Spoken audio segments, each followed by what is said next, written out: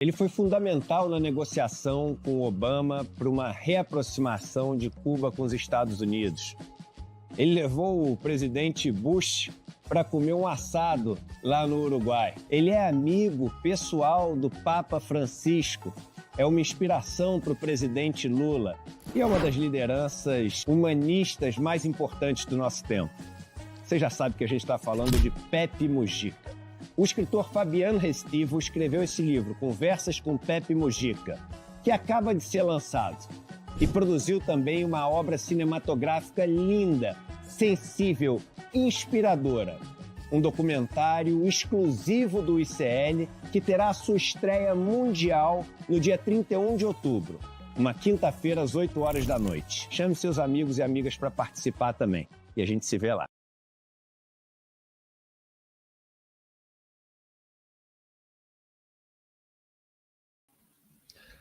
Bom dia, pessoal. Bom dia, todo mundo. Sexta-feira, hoje, dia 25 de outubro de 2024. Um dia de noticiário muito quente, de chuvas na região sudeste, especialmente em São Paulo, de preparação para os dois eventos que podem determinar o rumo da eleição mais importante do país, que é a eleição para a Prefeitura de São Paulo. Nós vamos falar sobre tudo isso e muito mais para você a partir de agora. Escândalos no judiciário em Mato Grosso do Sul, no STJ, envolvendo funcionários de gabinetes de ministros muito importantes, quadrilhas de advogados atuando como vendedores ou atravessadores para venda de sentença. Enfim, o dia está cheio de coisas por aqui e nós vamos falar de tudo isso a partir de agora. Quero dar bom dia para todos vocês que já estão por aqui. Nós somos agora 150 pessoas vendo este programa, daqui a pouco seremos 10 mil e eu quero dar bom dia para os primeiros que chegaram aqui, Cláudio José Mantovani, Luiz Cláudio Fazenda, quem mais? Ivelise de Curitiba, Maria Centenaro, Eliana Rebeca, Sandra Cristina. Bom dia para todo mundo que está chegando por aqui. Vai ser uma sexta-feira com um noticiário muito quente. A gente vai analisar aqui a última pesquisa eleitoral, né? Uma pesquisa que mostra aí que há um afunilamento aqui na eleição de São Paulo, que pode acabar num final emocionante no próximo domingo, porque o Datafolha, que é talvez o mais crível e o mais tradicional entre todos os institutos de pesquisa, acusou uma redução sensível, mas ainda uma distância remanescente muito grande. Esses são os temas do noticiário de hoje. Vou começar, mais uma vez, falando sobre a situação da meteorologia, porque a meteorologia também virou assunto da editoria de política, né?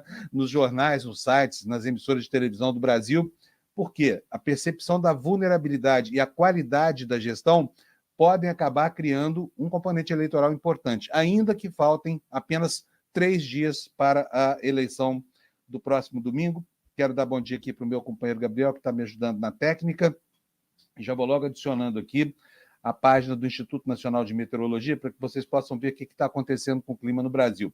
Vocês estão vendo aí, do lado esquerdo do mapa do Brasil, uma faixa amarela que começa lá no extremo norte, em Roraima, na Cabeça do Cachorro, e vem descendo até a porção norte, central e norte do Mato Grosso do Sul. Em toda essa área vai haver chuva hoje, ao longo do dia, chuva pesada. Mas nessa faixa alaranjada, que compreende a metade leste do estado de Minas Gerais, todo o estado de São Paulo, e a faixa centro e norte do Paraná, vai chover pesado, exceção aos estados do Rio de Janeiro e Espírito Santo, nessa faixa amarela pequenininha que você está vendo aí. Vamos detalhar aqui como é que vai ser o clima aqui no estado de São Paulo? Por quê? Porque aqui que está o fulcro. Voltamos aqui, tivemos uma interrupção, e essa interrupção se deve a problemas na transmissão pela internet, porque está chovendo em São Paulo, e de vez em quando a fibra falha com essa chuva toda, que não é só a luz que acaba em São Paulo, acaba também a internet e a gente fica na mão. Mas voltamos, estamos aqui de novo no ar, e eu vou detalhar para vocês aqui a previsão do tempo na região sudeste, com o meu foco aqui na situação da região metropolitana de São Paulo. Essa faixa alaranjada que você está vendo aí, que engloba do Triângulo Mineiro até a porção sudoeste de Minas Gerais e todo o norte e centro do estado de São Paulo, foi categorizada pelo Instituto Nacional de Meteorologia como uma região com risco severo de tempestades. O que diz aí o aviso meteorológico? Diz o seguinte, olha, que pode haver rajadas de vento de 60 a 100 km por hora, queda de granizo, risco de corte de energia, estragos em plantações, quedas de árvores e alagamentos. É a previsão para o dia de hoje em toda essa faixa alaranjada que você está vendo por aí, engloba vários municípios, centenas. Voltamos de novo, estamos aqui sendo interrompidos pela internet, espero que essa interrupção não nos atrapalhe mais. Alô, NET, por favor, prossiga com seus bons serviços que vêm sendo prestados. Nós estamos sujeitos a isso durante o dia de hoje, estava falando aqui da meteorologia ruim, especialmente porque essa condição meteorológica é que determina esse tipo de incidente. Bom, gente, vamos falar de pesquisas eleitorais? Eu sei que você está louco para saber, você já deve saber que ontem saiu o último Datafolha antes da eleição, e esse Datafolha apontou como a Quest e outras pesquisas já vinham mostrando que existe um afunilamento na reta de chegada da eleição municipal em São Paulo. E eu vou tratar da eleição municipal em São Paulo, por quê? Porque aqui é que está o foco da atenção do Brasil inteiro. Eu tenho certeza que você, que é aí do Nordeste, do Centro-Oeste, está preocupado com o que se passa por aqui, especialmente se você se identifica com o campo progressista. Há uma disputa encarnecida entre o atual prefeito, né, e o Guilherme Boulos, do PSOL, e essa disputa vai chegando ao seu momento de culminação, uma redução da distância entre os dois postulantes ao cargo de prefeito em São Paulo. Eu separei aqui os gráficos que o G1 publicou sobre o relatório do Datafolha, o G1, porque a Globo, o Sistema Globo foi quem encomendou essa pesquisa. Então, nós estamos usando aqui o material da fonte para que você possa saber o que está acontecendo nesses momentos finais da disputa eleitoral em São Paulo. Vou colocar aqui na tela. Esse gráfico aí mostra o total geral, a tabulação genérica dessa pesquisa, que começou, cuja primeira rodada aconteceu no dia 10 de outubro, a segunda no dia 17, uma semana depois, e agora, dia 24, outra semana depois, a terceira rodada.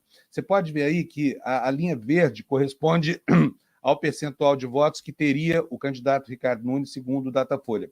Ele começa no dia 10 com 55% das intenções de voto, perde 4 pontos até o dia 17, né, semana passada, e agora, ontem, ele chega a 49%, uma redução sensível, 6 pontos percentuais na tabulação geral. O Guilherme Boulos, no entanto, não amealhou todos esses votos, eles não foram direto para a conta do Boulos, não houve uma migração automática. Boulos abre essa série de rodadas do Datafolha lá no dia 10 com 33% das preferências de voto, exato, um terço do eleitorado. Isso se mantém até a semana passada e agora ele varia 2 pontos para cima dentro da margem de erro da pesquisa, portanto. Você pode ver que aí a terceira linha, essa linha cinza aí embaixo no gráfico, a penúltima linha, é a linha dos que declaram que vão votar em branco ou vão anular o voto. Eram 10% 2 semanas atrás, semana passada esse número subiu para 14% e se manteve em 14% até a última rodada. E lá embaixo, na última linha, 2% os que não sabiam, que não haviam definido seu voto ainda, percentual que permanece, né? Agora vamos ver a estratificação por sexo. Olha aí, ó, você vê aí que entre as mulheres houve aqui uma convergência na semana passada, né? Porque o Ricardo Nunes tinha 53%, o Boulos tinha 35%, a diferença era de 18 pontos percentuais, isso se reduziu para 12 pontos percentuais, 39 a 40, aliás, 13 pontos percentuais, 39 a 47 na semana passada, e agora voltou a se ampliar, subiu 1 ponto, porque o Ricardo Nunes chegou a essa última rodada com 48%, contra 35% do Boulos no eleitorado feminino. No eleitorado masculino, olha só, houve uma redução sensível, hein? Bem grande, segundo o Datafolha. Essa redução, inclusive, bem mais expressiva do que aquela anotada pela Quest na pesquisa que nós tratamos ontem aqui na edição do Desperta. Como é que é a situação? 2 semanas atrás, o Ricardo Nunes tinha 57% e o Boulos 30%, uma diferença de 27 pontos percentuais no eleitorado masculino. Essa diferença se manteve, embora o Ricardo Nunes tenha perdido 2 pontos, o Boulos perdeu 3. Então, ela se manteve e foi até ampliada em 1 pontinho semana passada, mas observe agora, né, mais à direita do gráfico, que há um afunilamento claro aí, 50 a 35. Isso exprime uma diferença de 15 pontos percentuais entre as duas principais candidaturas. Agora vamos por grupo de idade, por faixa etária. Entre o eleitorado mais jovem, de 16 a 24 anos, houve uma inversão na tendência aí, com o Boulos suplantando os votos que essa parcela da população, essa fração da população, daria aos dois candidatos. Então, vamos lá. A coisa começa com Nunes com 50%, Boulos com 35%, uma distância de 15 pontos percentuais. Mas já na semana passada, o Boulos tinha ultrapassado o Ricardo Nunes, estava com 43 a 41, isso aqui significa um empate técnico dentro da margem de erro da pesquisa, que é nesta faixa aí de 9 pontos percentuais. Ontem, na última tabulação, a diferença já tinha caído, olha, 40 a 33 para o Boulos. Boulos na frente entre o eleitorado mais jovem, já com uma diferença de 7 pontos percentuais. Mas aí você pergunta, mas a margem de erro nessa faixa de população não é de 9 pontos percentuais? É de 9 pontos percentuais. Então, há uma imprecisão estatística aqui, assumida pelo Datafolha, certamente por causa da expressão dessa fração da população no contingente populacional geral. Na faixa que vai de 25 a 34 anos, houve também aqui um grande afunilamento a ponto de Boulos ter conseguido neutralizar a grande vantagem que Ricardo Nunes tinha entre os eleitores dessa segunda faixa, os eleitores de 25 a 34 anos.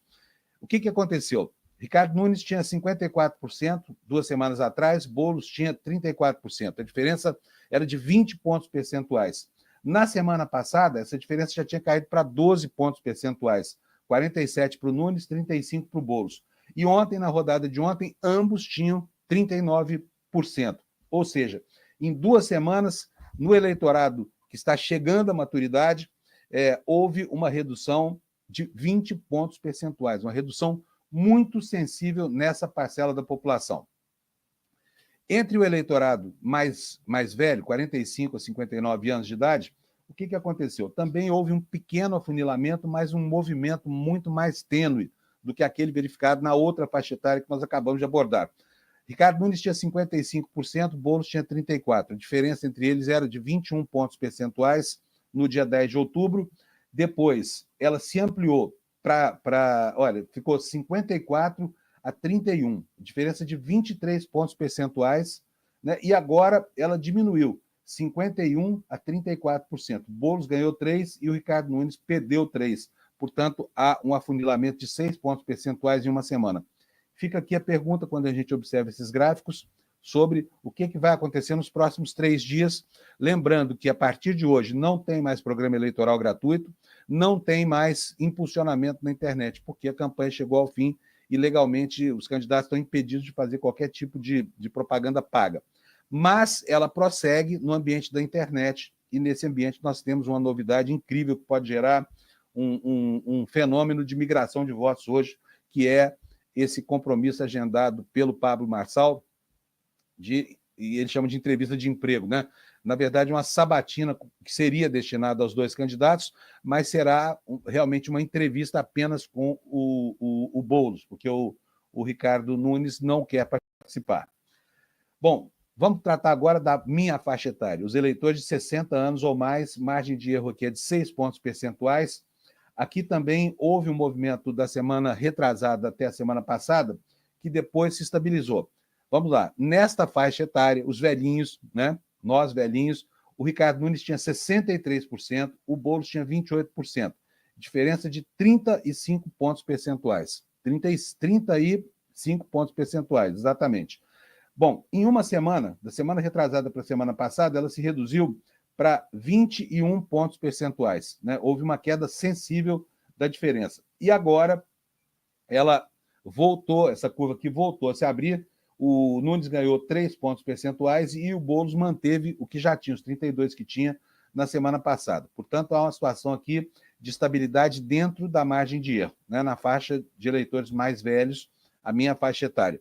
Vamos ver agora como é que ficou a estratificação por categoria étnica, né? Ou por raça, como queira. Eu não gosto de usar essa palavra. Mas vamos lá. Olha, entre a população branca, Ricardo Nunes tinha, 2 semanas atrás, 55%, a linha verde aí que você está vendo, e o Boulos tinha 32%. Então, a diferença aqui era de 23 pontos percentuais entre o eleitorado branco, que corresponde a mais ou menos metade da população, um pouco menos de metade da população. Na semana passada, essa diferença já tinha sido reduzida para 20 pontos percentuais. Portanto, houve um pequeno movimento de acomodação dentro da margem de erro, que nesta faixa do eleitorado é de 4 pontos percentuais. E agora, nós temos uma redução ainda maior, um pouquinho maior, porque o Boulos ganhou 2 pontos em relação a 2 semanas atrás e o Nunes perdeu 3 pontos. Portanto, houve um pequeno afunilamento de 5 pontos percentuais entre os eleitores brancos. Essa faixa de eleitores, os pardos, que eu estou mostrando agora, é a que tem maior expressão numérica. São cerca de 45% da população que se declaram pardos no Brasil. Então, vamos lá para entender o que se passa nessa fração do eleitorado. Aqui havia uma grande vantagem para Nunes em relação a Boulos. Boulos tinha 30%, Nunes tinha 57%, portanto, a diferença entre ambos era de 27%. A diferença era quase do tamanho do percentual de votos que esses eleitores diziam destinar ao Guilherme Boulos. Na semana passada, isso havia se reduzido. Olha, a situação era a seguinte: Boulos tinha 33% e o Nunes tinha 51%, diferença que caiu para 18 pontos percentuais, né? É uma redução bastante sensível. Só que o quadro da semana passada para cá se manteve estável, porque ambos continuam com os mesmos percentuais. Nunes 51%, Boulos 32%, entre a população parda, que, como eu disse, é a que tem maior expressão numérica nas estatísticas do IBGE, que orientam o trabalho dos institutos de pesquisa. Mas entre a população preta, gráfico que eu estou mostrando agora aí na sua tela, você pode ver que houve um movimento também espetacular de superação por Boulos do percentual de votos do Ricardo Nunes. Olha o que aconteceu. A diferença entre eles 2 semanas atrás era de 53 a 40, entre a população que se declara preta. Uma diferença de 13 pontos percentuais. Já na semana passada, essa diferença tinha se estreitado muito. Eles estavam praticamente juntos, né? Num empate técnico de 40% a 38%, segundo a anotação do Datafolha. E agora, os pretos fizeram com que a manifestação de intenção de voto para Boulos suplantasse muito, em 10 pontos percentuais, aquela destinada ao prefeito Ricardo Nunes. 36% para o Ricardo Nunes, 46% para o Boulos entre a população preta. Qual é a importância estatística disso?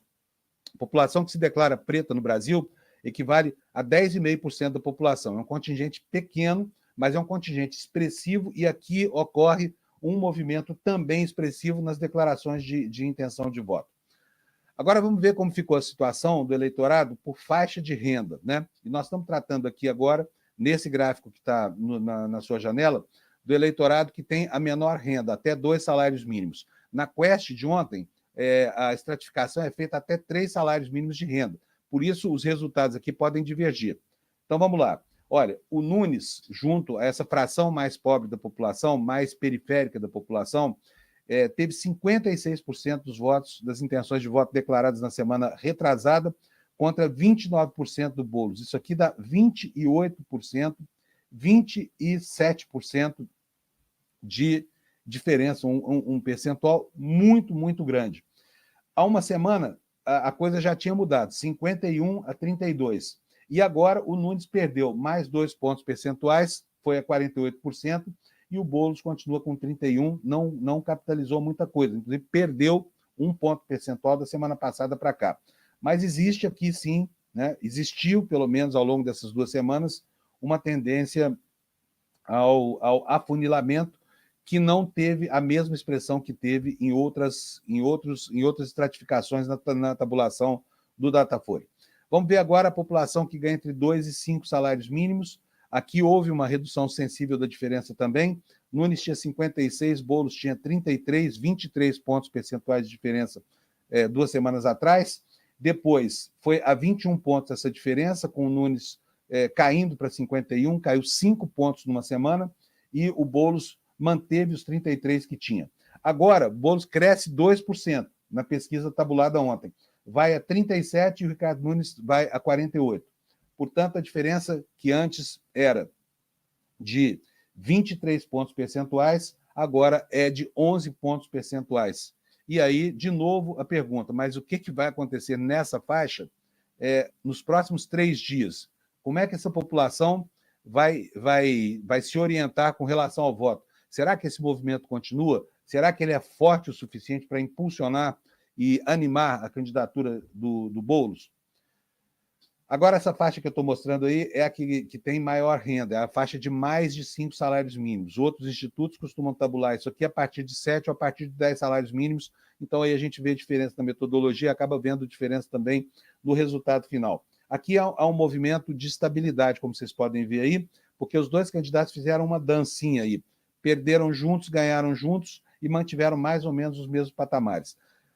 15 dias atrás, o Ricardo Nunes tinha 52, o Boulos 41, diferença de 11 pontos. Na semana passada, 49 a 37, aumentou 1 ponto a diferença, e agora ela está em 49 a 39, ela é um pouco menor, mas permanece muito expressiva na faixa dos 10 pontos percentuais. Vamos entender agora como é que é a divisão por nível de escolaridade da população. Na parcela, essa faixa de escolaridade que eu estou mostrando aqui é das pessoas menos escolarizadas, né? É aquela fração da população que se costuma chamar de analfabetos funcionais. E é justamente entre esses eleitores que o Ricardo Nunes tem sua maior vantagem. Ele tinha há 2 semanas 55% e o Boulos tinha 31%, diferença de 24 pontos percentuais. Isso se manteve com o Ricardo Nunes perdendo 1 voto, portanto, dentro da margem de erro, que aqui é de 6%, e o Boulos se manteve também com 31%. Portanto, a diferença foi uma diferença praticamente a mesma coisa. E agora, também, embora tenha havido um pequeno estreitamento dessa vantagem, a coisa ainda continua muito distante entre os candidatos, porque o Ricardo Nunes chega ao dia de ontem com 52% e o Guilherme Boulos vai a 32%, diferença, portanto, de 20 pontos percentuais. Na faixa de eleitores com ensino médio, margem de erro de 4 pontos percentuais. O Nunes saiu de 60 a 29, de 58 a 29, portanto, uma diferença de quanto aqui, gente? De 21 pontos percentuais, de 29 pontos percentuais. Uma diferença grande, né? De 29 pontos percentuais. Isso se estreita na semana passada para 52 a 28 e chegamos ao dia de ontem com 50 a 31. Portanto, uma diferença ainda muito grande. Aqui, quem toma as pesquisas ao pé da letra intui que não haverá grandes novidades até o dia da eleição, né? 50% a 31% entre os eleitores de ensino médio. E a faixa de eleitores que tem formação superior é onde o Boulos aparece em melhor condição. 2 semanas atrás, o placar estava 52 a 38, depois, na semana passada, foi 47 a 40, quer dizer, houve uma redução aí de 24 pontos desculpa, gente, estou errando as contas aqui, são todas elas feitas aqui de cabeça, mas vamos lá, 52 a 38, isso dá 14 pontos de diferença há 2 semanas. Na semana passada, essa diferença já tinha baixado para 7 pontos percentuais, estava 47 a 40, e agora está 46 a 41, quer dizer, nós temos aí apenas 5 pontos percentuais separando os dois candidatos. Tudo isso que eu mostrei aqui é para que você possa entender que há realmente um movimento, como anotou o tracking do Boulos, como anotaram os institutos de pesquisa, e fica essa questão sempre assim a nos maltratar. O que será que vai acontecer nos próximos dias? Porque nós temos hoje um confronto aí previsto, né, para o meio-dia de hoje, que é essa tal entrevista de emprego, a sabatina que o Pablo Marçal, esse personagem que saiu lá de dentro do mundo da internet para assombrar a política, ele fez um desafio, o Boulos aceitou o desafio, e hoje, ao meio-dia, nos canais do Pablo Marçal, vai ter, então, a tal sabatina, da qual o Ricardo Nunes não vai participar, diz que não vai participar. Inclusive, a equipe dele anda disseminando aí críticas ao Pablo Marçal pela internet, e os próprios seguidores do Pablo Marçal estão colocando em dúvida qual é a dele. Eu vou falar sobre isso daqui a pouco, sobre a minha expectativa pessoal para vocês, mas antes eu quero botar aqui o vídeo em que o Marçal confirma a realização da sabatina e diz como é que vai ser. Vamos lá. 1.719.024 pessoas querem saber dos dois candidatos aí à Prefeitura de São Paulo. Vou conduzir com muito respeito. Para quem não sabe, antes de candidatar eu era entrevistador, tem o Marçal Talks. Eu vou fazer com muito respeito, então mandei mensagem pro Nunes no WhatsApp. Nunca troquei ideia com o Boulos, mas a equipe, ele já respondeu pelo Instagram que vai. Espero que o Ricardo vá. Vai ser com muito respeito, não vou focar em passado. Vou fazer perguntas técnicas, que é o que o povo quer saber. Fechou? Te vejo meio-dia, então, Ricardo e Guilherme. E vamos ver quem vai levar essa eleição aí no domingo. Fechou? Direto de Roma aí, correspondente do Brasil, Pablo Marçal. Correspondente do Brasil. Engraçado esse cara, né? Engraçado e triste. Eu fico aqui pensando, porque estou vendo a polêmica na internet sobre se o Boulos deveria ou não participar desse evento. Muita gente acha que não. Eu, pessoalmente, acho que sim. Porque nessa nova forma de comunicação, o mais importante de tudo é furar as bolhas. Furar as bolhas é dificílimo, porque as pessoas são encasteladas, né, em ambientes absolutamente herméticos, onde o outro lado não entra nunca. É uma zona de conforto na qual ela se mantém ali, sem o contraditório. E falar para 1.700.000 e tantos mil, esse número gigante aí que corresponde aos eleitores do Pablo Marçal, é realmente algo que pode dar proveito político. Quero lembrar aqui também que o Ricardo Nunes optou por não ir, foi convidado. Então virou isso que será aí uma sabatina do Boulos. Acho que é positivo. Tenho visto aí críticas de tudo quanto é lado, jornalistas dizendo que imagina, que absurdo. E tem gente lembrando aquela história do burrinho e do escorpião, a fábula do sapo e do escorpião, em que o escorpião precisava atravessar um rio, pediu uma carona para o sapo, e o sapo falou, olha, eu não vou, ou o burrinho, dependendo da fonte, eu não posso te levar porque você vai me picar. E o escorpião fala, que nada, não vou te picar, vai ser legal, vou só fazer uma entrevista de emprego com você ao longo da nossa jornada aqui. E, ao chegar a outra imagem, o que acontece? O escorpião pica o sapo ou o burrinho. Por quê? Porque essa é a natureza do escorpião. Eu acho que o Pablo Marçal é um escorpião e que não vai sair barata essa conta. Por outro lado, o Boulos é um sujeito que está preparado, que ele enfrentou todas as artimanhas e as estratégias absolutamente antiéticas, ilegais, toda essa imoralidade da estratégia do Pablo Marçal e chegou vivo ao outro lado, né? Então, o que vai acontecer hoje nessa tal entrevista de emprego? Ninguém sabe. Mas eu não espero de Pablo Marçal, sinceramente, nenhuma atitude proveitosa para o Boulos, entendeu? Só que como ele está colocando, imagina, pensa aqui comigo, como ele está colocando que é uma entrevista de emprego, ao final talvez ele seja obrigado, por causa da proposta que fez, a dizer se contrata ou não. E caso o Ricardo Nunes participe, que é uma hipótese que já está descartada, quem ele contrataria? Não é uma entrevista de emprego? Então vamos esperar que ele permaneça assim dentro da perspectiva que ele mesmo estabeleceu. Agora, ele está promovendo na internet, vou até mostrar aqui para vocês a página dele. Deixa eu colocar aqui para vocês a página dele no Instagram, vocês estão vendo aí? Ele transformou esse evento num happening, né? num espetáculo midiático. Olha, vocês podem ver aqui, olha, ele criou um banner, enfim, fez uma thumb, como a gente fala aqui na linguagem mais técnica, e eu vou mostrar para vocês como é que ele está anunciando. Olha que chique, ó.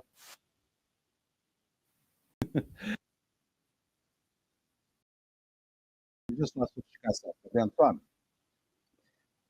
Quer dizer, olha a cara do mediador aí, gente. Ai, ai, ai. Engraçado isso aqui. Então vamos esperar para ver o que vai ser. Eu vou interromper aqui esse compartilhamento para que você não veja aqui a nossa página interna, mas você entendeu? Vai ser uma... Agora, se o Boulos tiver o desempenho que teve nos debates, se ele conseguir, né, atravessar esse rio sem ser picado pelo escorpião Pablo Marçal, talvez isso seja bastante proveitoso para ele. Por quê? Vai estar falando para uma parcela do eleitorado que é refratária a ele, que de outra forma ele não atingiria, nem com seus impulsionamentos, nem com a sua campanha institucional, nem com o horário eleitoral gratuito e nem com todas as estratégias à disposição do marketing político. Então, vamos aguardar, porque este será um evento muito interessante. E o Pablo Marçal colocou entre os posts dele, vocês viram que ele está lá no Coliseu, em Roma, né? Ele disse que o Coliseu é uma referência ao que vai acontecer hoje, ou seja, o Coliseu talvez seja a maior rinha da história do planeta. E ele está prometendo um espetáculo de sangue e de lágrimas, como aconteciam as batalhas no Coliseu. Então vamos esperar, estou curiosíssimo para saber, não vou perder isso, e isso vai virar meme na internet, isso vai virar post na internet, e isso pode gerar opinião entre os eleitores dele. Bom, vamos dar sequência aqui para o nosso noticiário, porque tem outros fatores que estão aí girando em torno das campanhas, inclusive sobre o passado da campanha, né? Eu vou compartilhar aqui a minha tela, vocês vão ver uma notícia que parece estranhíssima, porque veja só o que diz o jornal o Globo. Tabata versus Marçal, promotor pede arquivamento de ações que podem tornar o ex-coach inelegível. Isso aqui é o seguinte, a Tabata processou o Pablo Marçal várias vezes por várias razões. Ele teceu aleivosias terríveis sobre ela, falou sobre que ela causou o suicídio do pai, enfim. Ele não teve nenhum escrúpulo, nenhum ato de moderação ao fazer as acusações que fez. O que a Tabata fez? Processou na Justiça Eleitoral, processou também na Justiça Comum. E aí diz aqui o jornal o Globo. O promotor eleitoral Fabiano Augusto Petean pediu à Justiça Eleitoral de São Paulo o arquivamento de 3 ações movidas pela deputada Tabata Amaral contra o ex-coach Pablo Marçal por suposto abuso do poder político, econômico e uso indevido dos meios de comunicação cometidos na disputa pela Prefeitura de São Paulo. Em pareceres enviados no último sábado, 19, à Justiça Eleitoral de São Paulo, o promotor criticou a postura de Tabata, que ele chamou de insistente ao entrar com ações para investigar o adversário por, atenção, monetizar perfis nas redes sociais com a remuneração de seguidores, difundir na internet os melhores cortes dos seus discursos e prometer apoio a candidatos a vereador em troca de doações para a sua campanha. Para esse promotor, Petean, esses mesmos fatos já são investigados em uma ação movida pelo Ministério Público Eleitoral e isso não justificaria a apuração desses episódios em um outro processo. Mesmo derrotado nas urnas e fora do segundo turno, Marçal ainda pode ser tornado inelegível se for condenado, né, por 8 anos, que é algo que é digamos assim, um imperativo da Justiça Eleitoral, até para justificar a sua própria existência, porque foram crimes em cima de crimes. Só para lembrar aqui, a Lei 9504 e o Código Eleitoral proíbem expressamente qualquer forma de remuneração ao eleitor, inclusive, por exemplo, a oferta de brindes, chaveiros, bonés, nem isso não pode ser dado.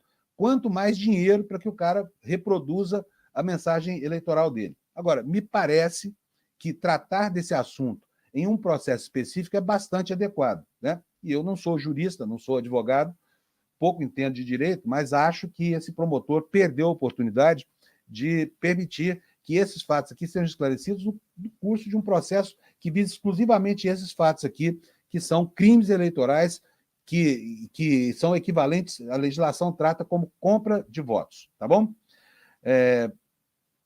Quero aqui continuar falando sobre o processo eleitoral, porque em outros estados do Brasil a coisa também está quente. Nós temos mostrado aqui para vocês, especialmente a situação em Fortaleza, né, onde os grupos lá do Ciro e, enfim, e os bolsonaristas estão juntos, né, contra o candidato do PT, numa situação complicadíssima lá de empate técnico. E Goiás também, onde está acontecendo lá talvez a mais encanecida das disputas entre bolsonaristas e bolsonaristas, porque lá a direita está completamente fragmentada. Vamos ver o que diz aqui, olha, a matéria de quem é isso aqui? Da revista Fórum. Duelo entre Bolsonaro e Caiado em Goiânia vira questão de honra que mira 2026. Quer dizer, a coisa está feia lá em Goiás, hein? Alô, goianienses, alô, goianos, vejam só, porque isso aqui é uma prévia do que vocês vão ter a partir de agora, visando a eleição que vem aí, a eleição presidencial.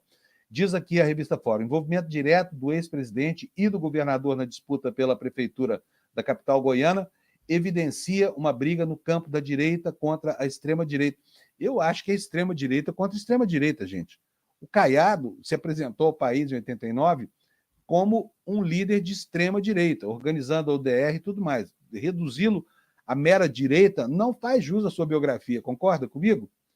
E nós temos também, né, a extrema-direita representada lá pelo adversário dele. Vou ler para vocês aqui. A disputa pela prefeitura de Goiânia ganhou contornos nacionais porque marcam racha no campo da direita e extrema-direita, com os olhos voltados para as eleições de 26. De um lado, o governador de Goiás, Ronaldo Caiado, do União Brasil, que não esconde a sua pretensão de disputar a eleição. E de outro, o ex-presidente Jair Bolsonaro, que alimenta a esperança de se candidatar, ainda que esteja inelegível, e caso não consiga concorrer, ele pretende bancar alguém que esteja sob a sua órbita direta. O segundo turno na capital goiana tem o empresário Sandro Mabel, do União Brasil, apoiado por Caiado, e o ex-deputado estadual Fred Rodrigues, do PL, apadrinhado por Gustavo Gayer. Você sabe quem é o Gustavo Gayer, não sabe? Tem certeza absoluta. Um dos mais extremados bolsonaristas do Brasil. Ele conta com o suporte do ex-presidente. Segundo o levantamento do Atlas Intel divulgado na terça, Mabel tem 50,7% das intenções de votos. E Rodrigues, o candidato do bolsonarismo, aparece com 46,6%. O levantamento tem uma margem de erro de 2 pontos percentuais. Portanto, a situação lá está apertada. Mas a margem dessa pesquisa, a margem proposta por essa pesquisa é muito pequena, é só de 2 pontos percentuais. Portanto, aqui há uma situação de empate técnico no limite da margem, mas com uma vantagem evidente para o candidato do governador Ronaldo Caiado. Prossegue a revista Fórum. Para se ter uma noção da importância do pleito, o site Poder 360 informou que o Bolsonaro vai acompanhar a apuração na cidade, lá em Goiânia, ao lado do candidato do PL. Aliados apontam que ele tem tratado a eleição, especialmente após o acirramento com o ex-presidente, como se fosse a sua própria disputa. É o que está acontecendo, então, lá no estado de Goiás. Vou tirar aqui o compartilhamento para a gente poder ver outra consequência do processo eleitoral. Vocês sabem que o Congresso Nacional pouco trabalhou durante esse semestre, né? É a praxe do Brasil, os deputados saem e só voltam a se preocupar com o que acontece no bojo dos seus mandatos depois que passa a eleição, muito depois que passa a eleição. Então, isso acabou gerando atraso em algumas pautas importantes, e é exatamente isso que diz essa reportagem aqui do portal G1. Com eleições municipais e congresso vazio, projetos importantes para o governo estão parados. E aqui a matéria enumera uma série desses projetos. O que diz a reportagem? Com as eleições municipais, deputados e senadores estiveram ausentes de Brasília nos últimos meses. Pelo menos 11 projetos considerados prioritários pelo governo não avançaram e permanecem parados. Nas próximas semanas, os parlamentares devem voltar a se debruçar sobre alguns deles, mas terão que correr para apreciar todos os temas até o fim do ano no Poder Legislativo. Um dos principais temas que estão parados, ou alguns dos principais, né, são os seguintes. Olha, regulação da reforma tributária. A Câmara trabalhou no esforço concentrado, né, mas nas 2 últimas semanas, inclusive, o ponto biométrico foi liberado e aí não avançou nada. O Senado fez muitas sessões semipresenciais, permitindo a presença virtual dos parlamentares. Nessas sessões, temas mais relevantes não são tratados porque o plenário fica muito esvaziado. Então, diante da falta de quórum, o governo chegou a retirar a urgência de 3 projetos. Isso aconteceu na Câmara dos Deputados, tá bom? Então, é isso, o G1 aí assinalando o atraso na pauta de votações, que é um fenômeno tradicional na política brasileira, embora não seja desejável, é o esperado. Gente, antes de dar sequência aqui ao noticiário, eu preciso falar com vocês de um evento importante que o ICL vai promover, que é o lançamento de um documentário sobre um dos personagens mais impressionantes e espetaculares da história recente no planeta Terra, né? Chama-se Pepe Mujica, um fenômeno de pessoa. Eu mesmo tive 2 oportunidades de estar com ele lá no Uruguai, e ele é um homem impressionante. Nesta semana, vocês viram aqui conosco, ele fez uma despedida, disse que está muito próximo de morrer, que essa será a última eleição, e pedindo apoio para o candidato dele, o Yamandu. E vocês sabem que a direita no Uruguai, depois, né, das gestões de Mujica, ela ganhou espaço e governa o Uruguai. Então, nós vamos ter aqui no ICL o lançamento de um documentário, um lançamento mundial de documentário. Eu vou pedir ao Gabriel para colocar para a gente na tela aqui uma palhinha para que você possa saber o que vem por aí no dia 31 de outubro. Por favor, Gabriel, roda para a gente o vídeo.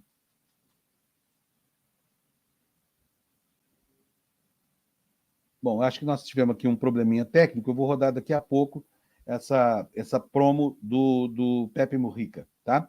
Fiquei devendo aqui para vocês. Daqui a pouquinho eu volto com isso aqui e vou mostrar para vocês. Então, vamos dar sequência ao noticiário enquanto isso?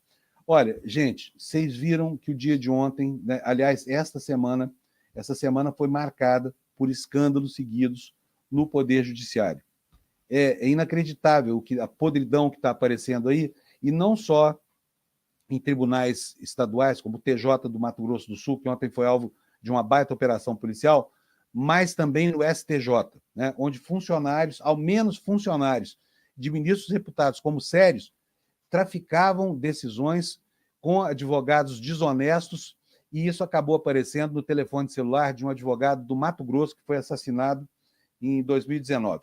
Então, vou começar aqui pelos escândalos lá do Mato Grosso do Sul, que não são poucos, né? Vou dividir a tela aqui com vocês para mostrar uma reportagem do UOL, as imagens, inclusive, que decorreram dessa operação da Polícia Federal, são impressionantes. Aí está a manchete: Polícia Federal apreende 2 milhões e 700 mil reais. 2 milhões e 700 mil reais em money, grana, cédula. Vocês estão vendo aqui, olha, a foto, olha aí, ó, a foto dessa dinheirama toda na casa deste senhor aqui, olha só, na casa deste senhor aqui que veste aí a toga que ele provavelmente desonrou com a sua traficância, com a sua venda de sentença. Vamos ler o que diz a reportagem? Esse escândalo aqui, né, o clima eleitoral, a chegada às eleições, às vezes obscurece um pouco essa coisa toda, mas isso está na mídia e nós vamos tratar desse assunto agora. A Polícia Federal apreendeu na manhã desta quinta 2 milhões e 700 mil reais em dinheiro vivo na casa do desembargador aposentado Júlio Roberto Siqueira Cardoso. O ex-magistrado é um dos alvos da operação contra desembargadores suspeitos de venda de sentença lá no Mato Grosso do Sul. O montante estava em cédulas de 50, 100, 200 e até em dólares. Vocês viram a foto do dinheiro, né? Tá aí, olha, dinheirama. O que o cara faz com esse dinheiro todo em casa, hein, gente? Já pensou a dificuldade para gastar isso? Como é que gasta um dinheiro que não pode entrar na conta do banco, né? Vamos lá. Júlio Roberto se aposentou do Tribunal de Justiça de Mato Grosso em junho deste ano. Até junho, esse cara era desembargador lá no Mato Grosso do Sul. Foi juiz do Estado por 40 anos. Desde 94, ele era desembargador no Tribunal de Justiça do Mato Grosso do Sul, em Campo Grande. Antes atuou como juiz nas cidades de Dourados, Aparecida do Taboado e Paranaíba, que fica na divisa com o Triângulo Mineiro. O Ministério Público Federal solicitou a prisão de Júlio Roberto, mas o STJ negou, permitiu apenas a quebra do sigilo fiscal dele. Segundo a denúncia apresentada pela Polícia Federal, o desembargador realizou transações imobiliárias de grande monta com emprego de recursos de origem não rastreável, ou seja, que não transitaram em contas correntes de titularidade do investigado. Além desses 2 milhões e 700 mil em espécie, a APF também apreendeu documentos e aparelhos eletrônicos na residência do magistrado. O UOL não conseguiu contato com a defesa de Júlio Roberto, que até o momento não se manifestou publicamente. Operação Última Ratio, que chama essa operação. 5 desembargadores foram afastados das funções pelo STJ. Estão sendo monitorados, usando tornozeleira eletrônica, ficaram proibidos, inclusive, de acessar as dependências do órgão público e de se comunicar com outros investigados. Quem foi afastado? Ministro Francisco Falcão, relator do caso no STJ, determinou o afastamento por 180 dias de Sérgio Fernandes Martins, sabe quem é esse? É o presidente do Tribunal de Justiça. E também de Vladimir Abreu da Silva, Alexandre Aguiar Bastos, Sidnei Sonsini Pimentel e Marcos José de Brito Rodrigues. Também foram afastados das funções, olha só, aí já não é mais Tribunal de Justiça, tá? O escândalo extravasa os limites do Tribunal de Justiça do Mato Grosso do Sul e chega até o Tribunal de Contas, onde o conselheiro Osmar Domingues Jerônimo e o servidor Danilo Moya Jerônimo, que é sobrinho do Osmar, foram também afastados e proibidos de circular, inclusive nas dependências. E aí a matéria cita uma série de outros investigados, né? Olha, eu ia detalhar para vocês aqui como é que essas operações se dão, mas como o tempo está muito adiantado, eu vou correr aqui para outros assuntos, porque nós temos muitas coisas aí nessa seara da justiça, dos escândalos judiciais, e vamos tocar aqui. Tem um portal novo no Brasil de informação, um portal que promete bastante, que é o platô.br. Eu vou já mostrar aqui para vocês, vou parar aqui a apresentação dessa tela para que você possa ver aqui. É do jornalista Rodrigo Rangel, um jornalista que é famoso pelas apurações que faz, e é disso que nós vamos tratar agora. Vocês vão ver aqui uma matéria do Platô BR. É um portal novo, talvez você não conheça, mas você bota lá platôbr.com.br, você vai chegar a ele. E esse portal está tratando com muita assertividade desses escândalos no judiciário. Quer dizer, ele começa muito bem. Diz aqui a reportagem, que é uma das primeiras, assinada pelo próprio Rodrigo Rangel, que a briga envolvendo um advogado de um grande escritório de Brasília e sua ex-mulher está expondo um outro lado ainda mais sensível das suspeitas que já envolvem a venda de sentenças na corte. Eu quero dizer para vocês aqui, porque não vai dar tempo de informar sobre todos os detalhes dessa coisa horrorosa, que, por enquanto, lá no STJ, não há suspeitas recaindo sobre os ministros, tá? Seriam juízes auxiliares, juízes instrutores que trabalhariam nos gabinetes dos ministros e fariam a traficância, a venda, inclusive, de informações sobre decisões que serão tomadas daqui a muito tempo. Então, vamos lá. Olha, a parte já sabida da trama envolve mensagens e outros arquivos encontrados no telefone celular de um advogado que foi morto em dezembro do ano passado em Cuiabá.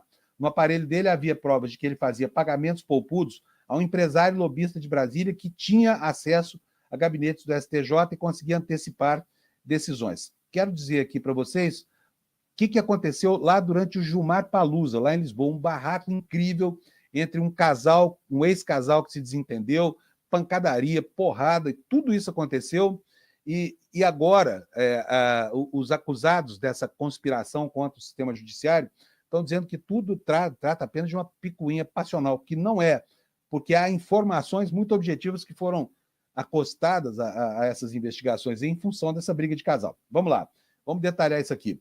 Em junho passado, a advogada Caroline Azevedo, que dizem que é uma mulher lindíssima, viajou a Lisboa para participar de um evento que todos os anos reúne estrelas do judiciário, do mundo empresarial, da advocacia e da política do Brasil, o Gilmar Palusa, né, que é organizado pelo ministro Gilmar Mendes do STF.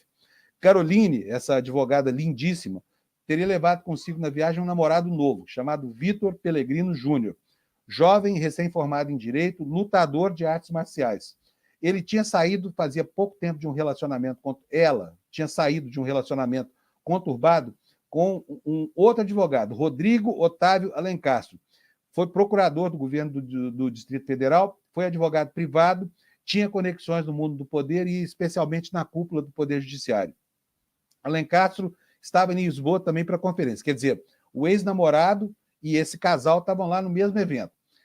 Primeiro, após as palestras iniciais, em uma festa no Hotel 5 Estrelas, da qual participavam também políticos, advogados, ele e Caroline acabaram se esbarrando, o ex-casal. Houve, então, um princípio de estresse, uma discussão acalorada. Ela foi embora com o namorado e o Alencastro, o ex, ficou lá na festa. 2 dias depois, já no final de uma outra festa, o trio se cruzou novamente.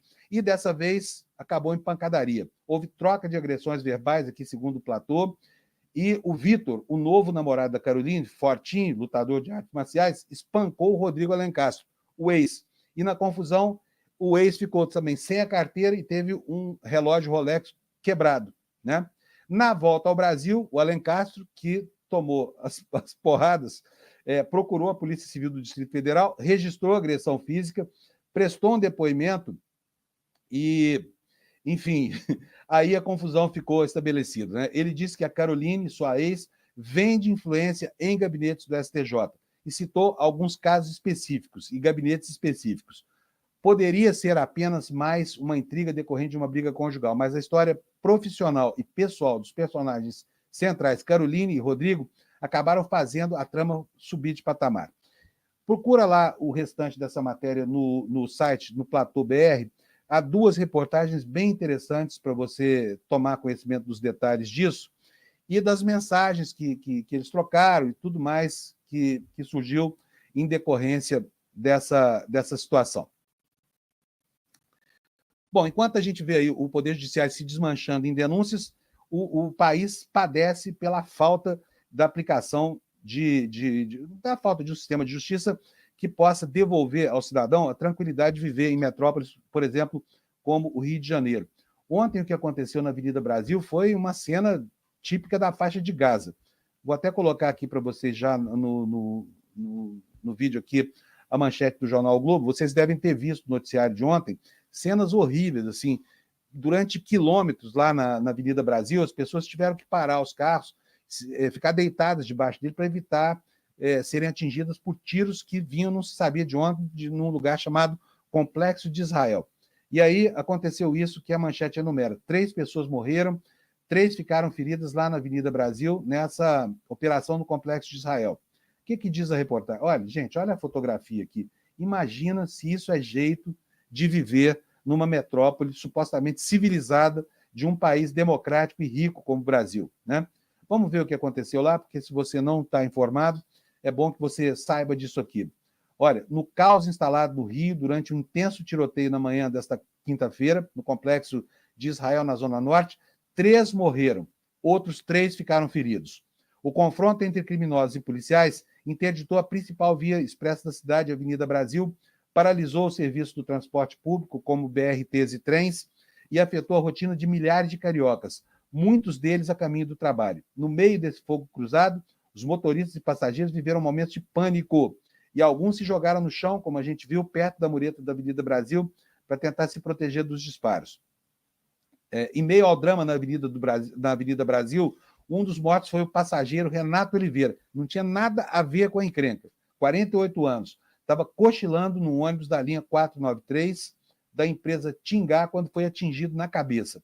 Ele chegou a ser encaminhado para o pronto-socorro de Bom Sucesso, mas não resistiu aos ferimentos. A unidade atendeu outros 2 homens de 27 anos que também ficaram feridos. Um deles foi atingido no antebraço esquerdo e já teve alta. E o outro foi baleado, tomou um tiro na bunda, diz o jornal aqui, na região glútea. O projeto transfixou os glúteos dele e saiu, mas ele segue internado em observação sob custódia, não corre risco de vida. Adonias Cláudio dos Santos, de 39 anos, era amigo, estava junto a Renato no ônibus quando o tiroteio começou.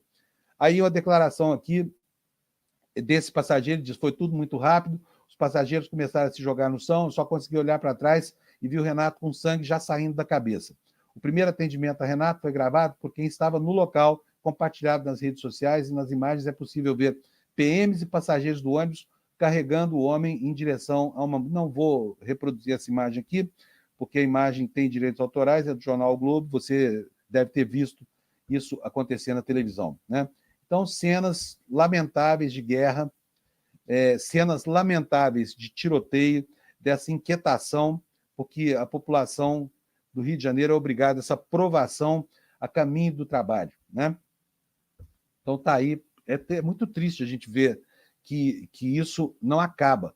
E que quanto mais violenta é a ação da Polícia Militar, violência incentivada pelo governo do Estado do Rio de Janeiro, mais violenta também é a resposta do crime organizado, que vai se fortalecendo para enfrentar uma polícia que é cada vez mais corrupta, venal e violenta, e provando com isso que as execuções sumárias praticadas por policiais não funcionam como elemento de mitigação da violência. Ao contrário, o que elas fazem, essas ações, é estimular a violência. A gente precisa lembrar sempre aqui que o Cláudio Castro, governador do Rio de Janeiro, foi eleito de carona com o Wilson Witzel. A população nem sabia quem era esse cara, mal sabia quem era o Witzel, que é outro apólogo da violência policial no Rio de Janeiro. Você se lembra daquelas cenas ridículas dele fazendo uma dancinha para comemorar a morte de um sequestrador de ônibus na ponte Rio-Niterói, depois de descer de helicóptero lá. Felizmente, Witzel voltou ao lugar de onde nunca deveria ter saído, que é o ostracismo, né? E responde criminalmente pelas ações dele como governador. Já o Cláudio Castro, esperamos que o eleitor saiba aquinhoá-lo na próxima eleição, sabe, pela sua cabal incompetência e pela... Voltei? A internet está terrível hoje, hein? A internet está terrível hoje. Mas vamos lá, eu preciso encerrar aqui rapidinho, mas eu quero mostrar para vocês uma matéria aqui que saiu no UOL.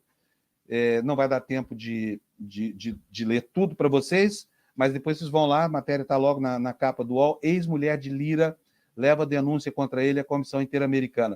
O presidente da Câmara dos Deputados, Arthur Lira, acusado de violência doméstica e violações de direitos humanos na Comissão Interamericana de Direitos Humanos. O caso foi iniciado pela defesa da ex-companheira Juliene Cristine Santos Lins, com o objetivo de que o processo seja encaminhado para a Corte Interamericana. O relacionamento deles começou em 97, foram morar juntos um ano depois, em 2006, a Juliane e ele romperam por causa dessas supostas agressões que ela denuncia. O presidente da Câmara é acusado de agressões físicas e psicológicas. A assessoria de Lira não se manifestou, o STF absolveu Lira dessas acusações em 2015, e aí ela encaminhou agora essa petição à Comissão Interamericana, que tem por objetivo fazer com que o Estado brasileiro se mova. Porque, segundo a petição inicial encaminhada a essa corte, o deputado teria utilizado a sua posição de influência política para intimidar, silenciar a vítima, além de obstruir o acesso dela à justiça. As agressões, de acordo com o texto, teriam ocorrido por um longo período e deixado sequelas emocionais em Juliane. 7h58, gente, passou muito rápido hoje, nem vi passar o tempo aqui, deixei de dar um monte de notícia aqui para vocês, mas o básico do noticiário está dado. Espero que vocês tenham tido uma semana maravilhosa, que tenham uma sexta-feira muito legal, que assistam ao duelo entre Guilherme Boulos e Pablo Marçal, que isso seja proveitoso para furar a bolha e dar ao nosso Boulos alguma vantagem que permita reduzir ainda mais e até suplantar a margem que o separa de Ricardo Nunes no processo eleitoral, tá bom? E não se esqueça que tem também o debate da Globo, que não será o último, porque sábado tem o debate da Record com o Estadão. Então, bom fim de semana para vocês, segunda-feira estou aqui, continuo cobrindo as férias do Demore até o dia 8, e até lá estaremos juntos. Tchau, gente, um abraço para todo mundo. Obrigado pela audiência. Ele foi fundamental na negociação com Obama para uma reaproximação de Cuba com os Estados Unidos. Ele levou o presidente Bush para comer um assado lá no Uruguai. Ele é amigo pessoal do Papa Francisco, é uma inspiração para o presidente Lula e é uma das lideranças humanistas mais importantes do nosso tempo. Você já sabe que a gente está falando de Pepe Mujica. O escritor Fabiano Restivo escreveu esse livro, Conversas com Pepe Mujica, que acaba de ser lançado. E produziu também uma obra cinematográfica linda, sensível, inspiradora. Um documentário exclusivo do ICL que terá a sua estreia mundial no dia 31 de outubro, uma quinta-feira às 8 horas da noite. Chame seus amigos e amigas para participar também. E a gente se vê lá.